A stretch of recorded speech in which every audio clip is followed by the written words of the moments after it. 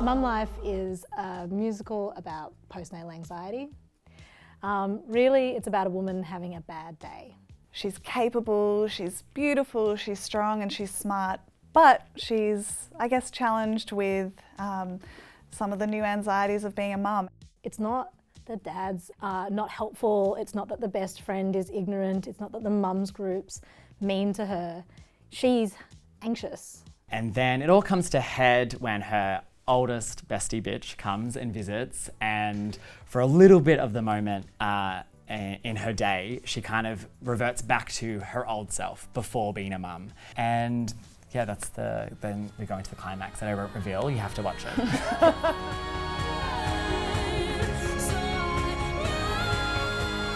It's a story about mental health, and you feel like a black sheep and nobody can hear you and nobody can understand what's going on in your day and nobody's listening to you, and that's what the story is about. And she's able to express herself and we're able to understand her in these amazing worlds through song. It was a conscious choice to kind of take the song moments inside our character's mind and let the song drive that.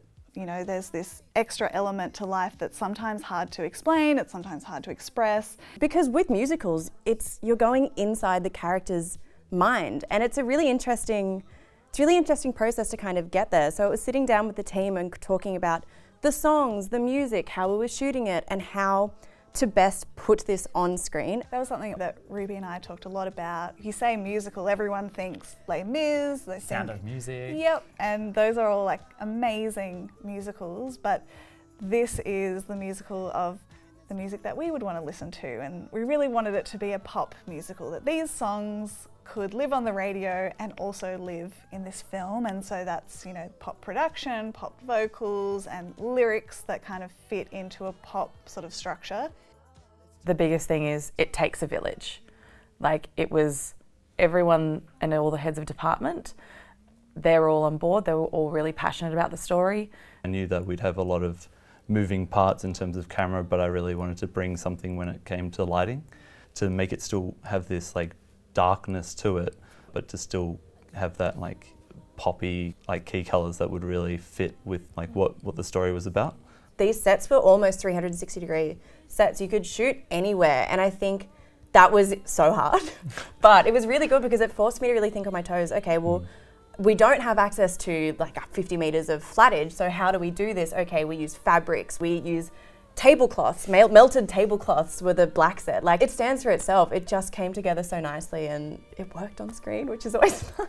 There was this idea that Ruby and I wanted to make sure we weren't just seeing the dance one way. We wanted to be able to like move around it and integrate through it and make sure the audience felt a part of it. Em did an incredible job to be able to like allow Ruby and I to have the flexibility and kind of spin around the whole set, but that set means you have to look around the whole set.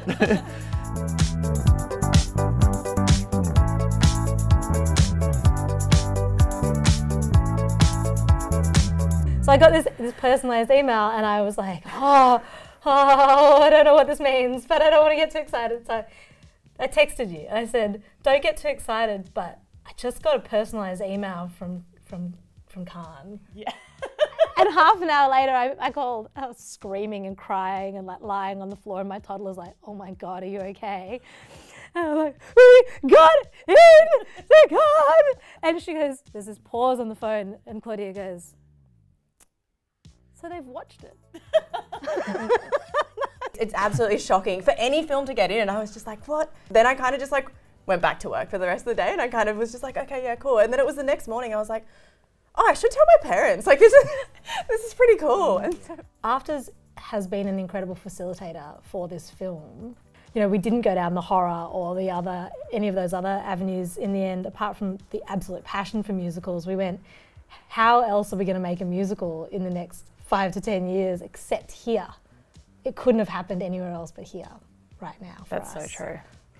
I also think MumLife, there's a reason that people, like, you know, you're obviously a mum, number 2 is on the way, but there's a reason that majority of the crew and all the heads of department, they aren't parents and they're able to connect with it because, yes, we are telling a story about a particular, you know, woman going through these struggles as a mum, but her psyche and her struggles are in this universe that we've created, and you can understand it. You can go on that journey in these incredible worlds that we created with this amazing team, and anybody's able to connect with it, not just if you're a parent or not.